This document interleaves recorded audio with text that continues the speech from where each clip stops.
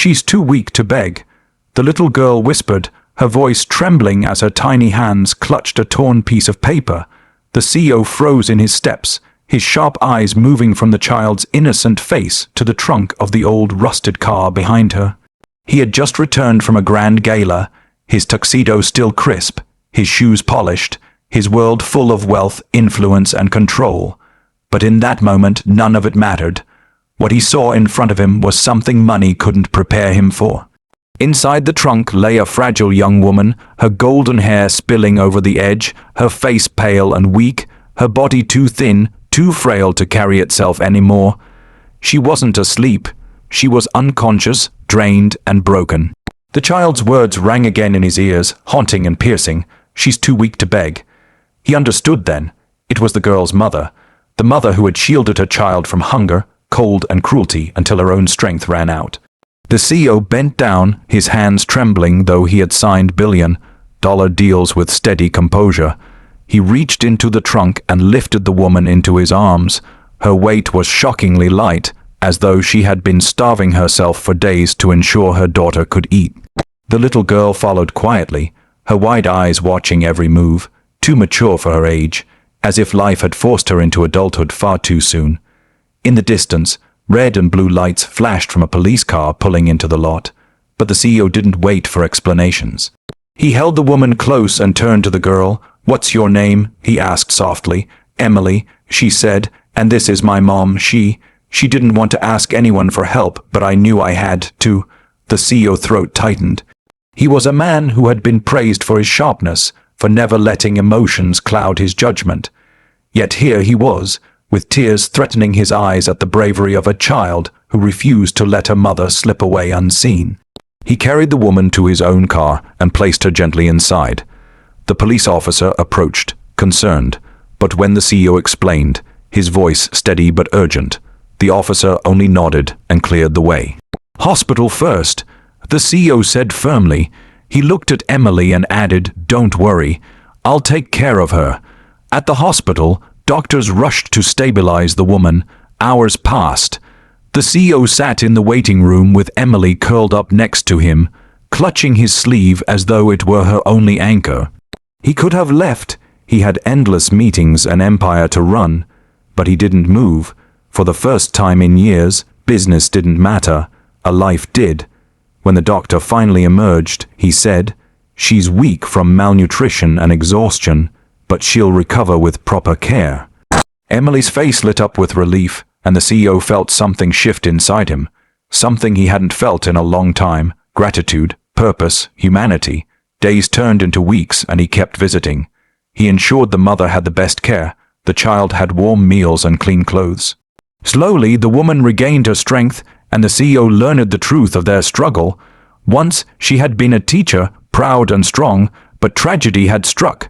Job loss, illness, abandonment, and she had fallen through every crack in society's safety net. Still, she never begged. She gave all she had to her daughter, even when it meant sacrificing herself. The CEO couldn't help but reflect.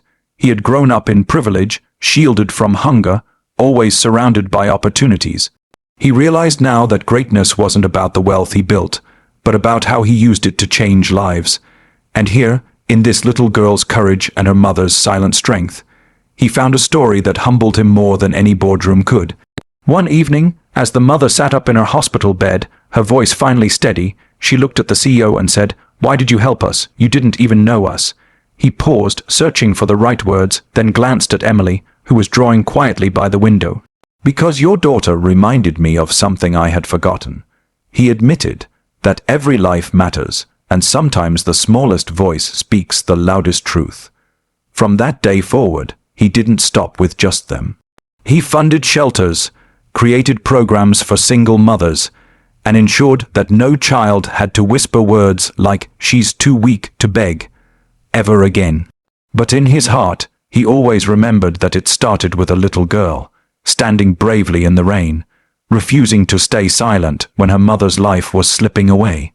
And whenever he looked back on that night, he realized something profound, that sometimes the greatest deals are not signed with a pen, but with compassion.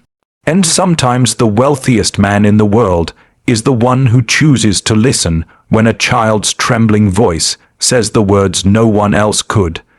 Disclaimer: this is a fictional inspirational story created for motivational and emotional purposes only.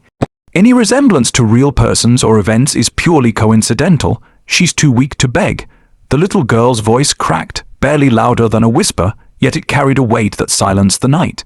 The man in the tuxedo froze, his sharp mind racing, his eyes shifting from the child's trembling hands, clutching a piece of paper, to the open trunk of the rusted car behind her.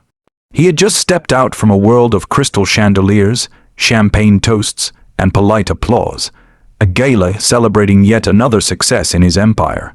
He was the CEO everyone admired, the man who never lost his composure, the man who built an empire from nothing.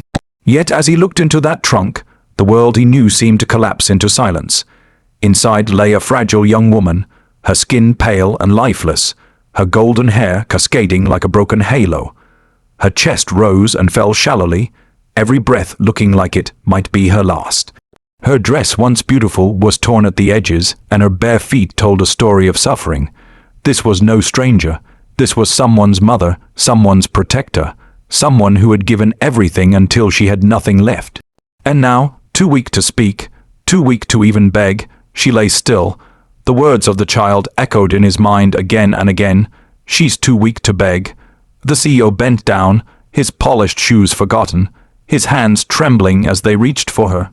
He lifted her carefully into his arms, shocked at how weightless she felt, as though life had been drained from her body one sacrifice at a time. He glanced at the girl. Her eyes were too old for her age, filled with fear and yet with an odd strength.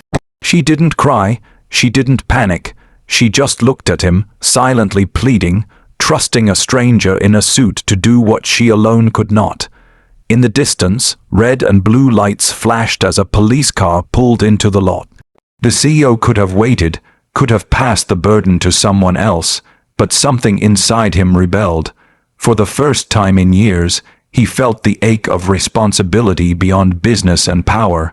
He tightened his hold on the woman and turned toward his car.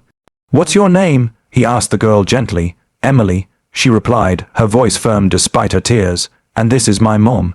He swallowed hard, fighting emotions he had long buried. "She'll be safe now, Emily, I promise."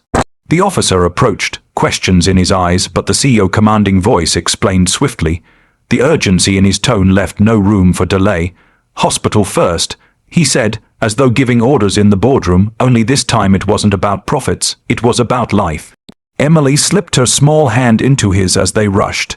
She held tightly, as if letting go meant losing the last thread of hope. In the car, the unconscious woman lay against him, fragile yet dignified even in her weakness.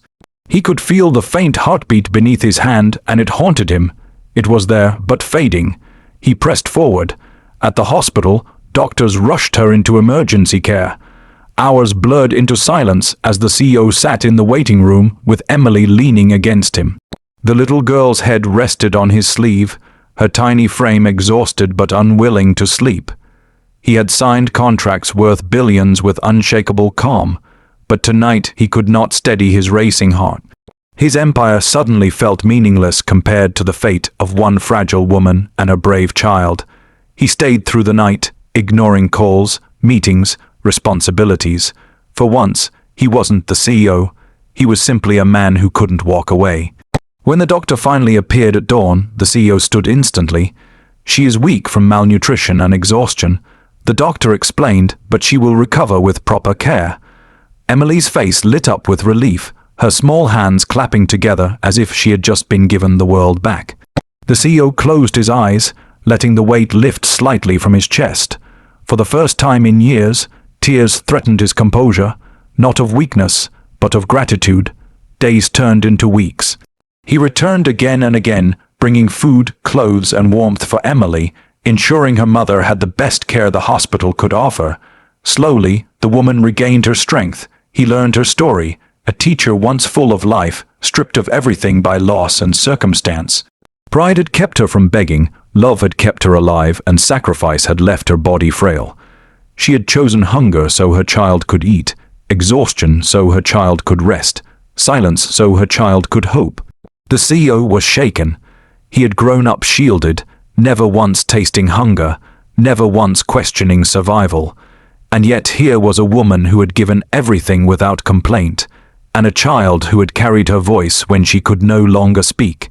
One evening, as she sat up in her hospital bed, her eyes no longer hollow, she asked him softly, "Why did you help us? You didn't even know us."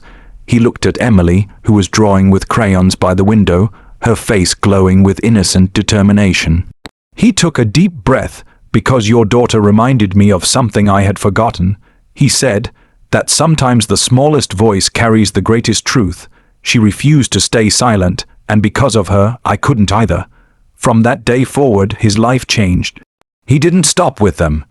He used his wealth and influence to build shelters, fund programs for mothers and children, and create opportunities for those who had been forgotten. He told their story not in press releases, but in action, ensuring that no other child had to whisper, "She's too weak to beg," ever again. And yet, in his heart, he knew that it wasn't his money or power that saved them. It was a child's courage, a mother's silent strength, and a moment that stripped him of his title and showed him what it meant to be human. And whenever he remembered that night, the rain, flicked parking lot, the rusted car, the fragile weight in his arms, he realized something deeper than any lesson wealth could teach him. The greatest deals in life are not measured in profit or prestige, but in compassion. And sometimes, the wealthiest man is not the one who owns the world, but the one who chooses to listen when a child's trembling voice says what no one else dares to.